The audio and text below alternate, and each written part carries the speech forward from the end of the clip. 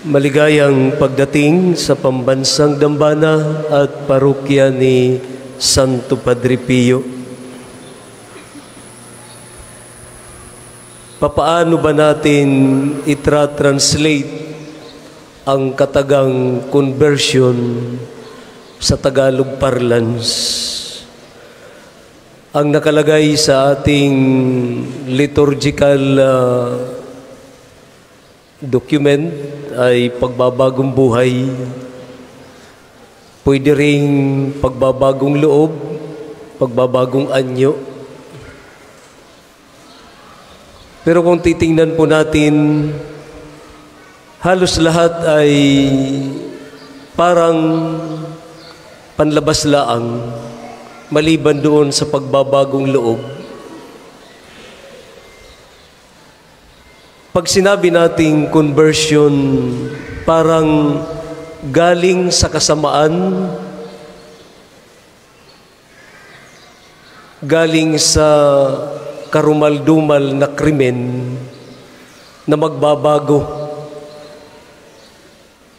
Babaguhin ang kanyang buhay mula sa pagiging makasalanan patungo sa pagiging matuwid. Ganon ang mentality natin. At ganon naman talaga ang nangyayari pag pinag-usapan po natin ang salitang conversion. Subalit kakaiba po ang conversion ni Pablo na ating ipinagdiriwang ngayon.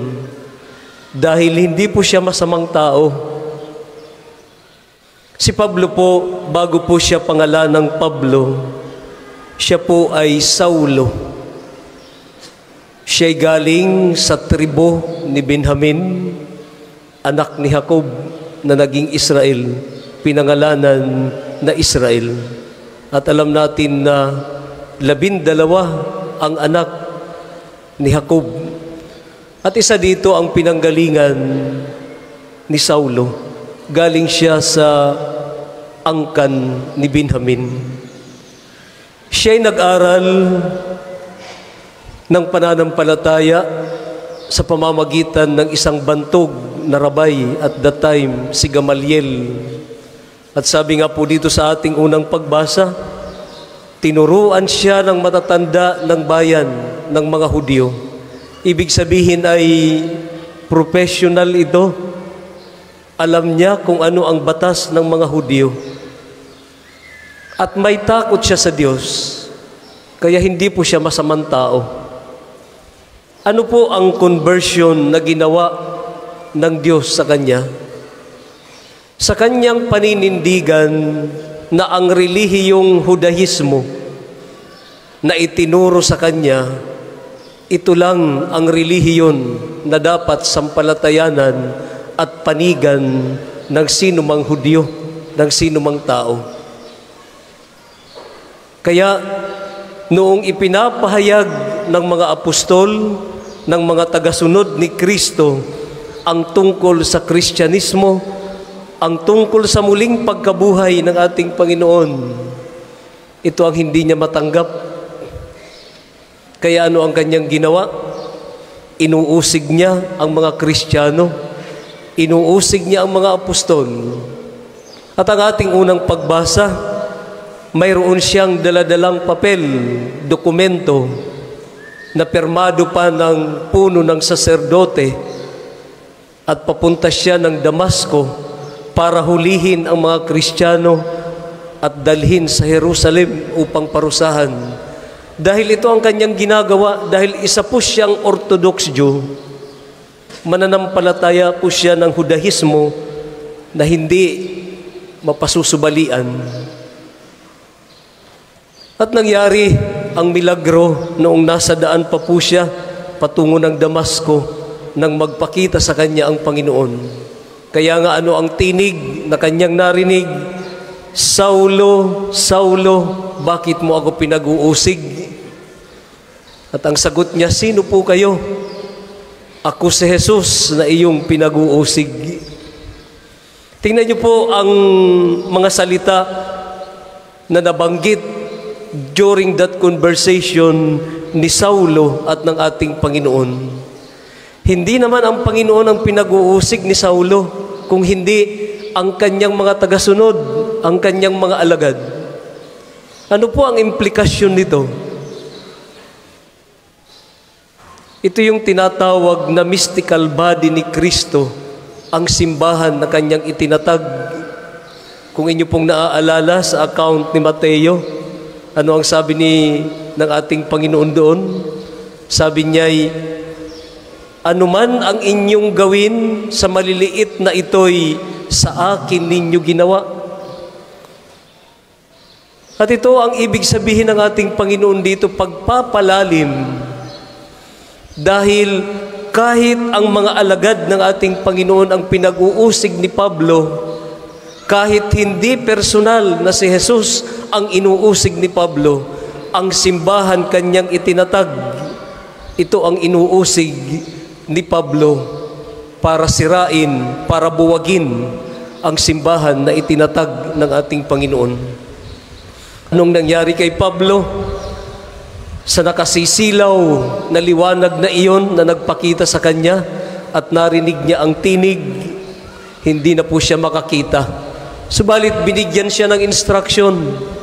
Ang sabi sa instruction, mayroon tutulong sa iyo sa Damasco para manumbalik ang iyong paningin sa katauhan ni Ananias. At ito ang nangyari noong siya'y makakitang muli na bago si Pablo. Ito ang tinatawag na conversion, hindi dahil galing siya sa kasamaan, galing sa kasalanan, kung hindi nagkamali lamang po siya ng pinanindigan.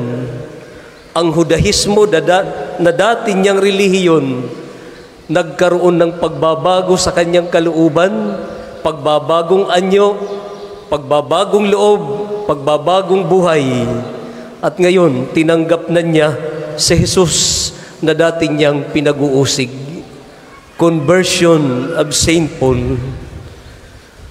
My dear brothers and sisters, pag-uwi natin sa ating mga tahanan, marahil ay may mga kasambahay tayo na nag-iintay sa ating mga tahanan. Ano po ang pakikitungo natin sa kanila?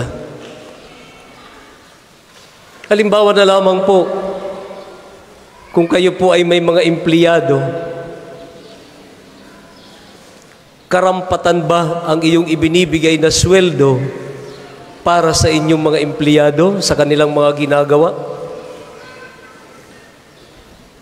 Uulitin ko po, sabi ng ating Panginoon, kung ano ang ginawa ninyo sa maliliit na ito, kung ano ang ginawa ninyo sa inyong kapwa, hindi nyo lamang ginagawa iyon sa inyong kapwa, ginagawa ninyo sa akin, wika ng Panginoon.